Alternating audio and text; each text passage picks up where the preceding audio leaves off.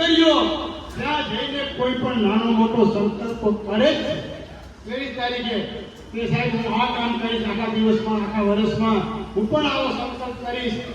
એ સંકલ્પ ભૂમીને આપણે હેરિટેજ બનાવવાનું ખાલી વડોદરા પૂરતી નહીં ખાલી ઇન્ડિયા પૂરતી નહીં છે એ હેરિટેજ બનાવે કોણ બનાવી શકશે હવે જો થોડા બનાવવાના આવે એમણે તેની મહેનત કરી વળ્યા ગયા સંઘર્ષ કરી જતા રહ્યા એને તો અનેક યાતનાઓ તકલીફો વેઠી છે એ બાબા સાહેબ આંબેડકરે 25 રૂપિયાની શિષ્યવૃત્તિ માટે 11 દિવસ યાતના સહન કરી કેટલા રૂપિયાની 25 રૂપિયા એ પણ એક કોલેજ કરવા માટે બરાબર એ પછી ગયા કોલેજ પછી તો એ કોલેજ પૂરું કરી એના પછી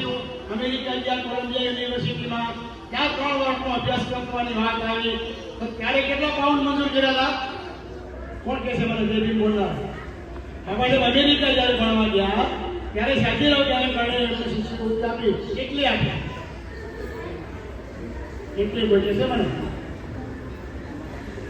11.5 પાઉન્ડ કેટલા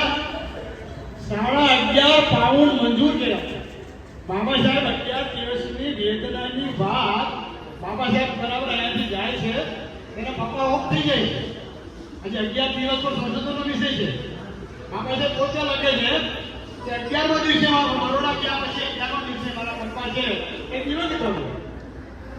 તો માનો કે બાબાજી એક દિવસે ચલા ગયા કાર આવ્યો બીમાર પડ્યા ત્યારે રસ્તામાં સુરતથી ટ્રેન ચૂકી ગયા અને પપ્પાને સુરતની ગાડી ભાગી ગાડી એ લેવા માટે ઉતર્યા લેવા ગયા તો ટ્રેન વહી ગઈ બીજી ટ્રેન મળી નહીં બીજા દિવસે પહોંચ્યા અને બાબા સાહેબની રાહ જોતા હોય એમ રામજીરાવ સપકાળ સાહેબ પાસે બેસે છે એનો મુખિયારો જોવે છે એને માથે હાથ ફેરવે છે અને પોતાનો પ્રાણ ત્યાગી દે બધા 11 દિવસ ન પણ થયા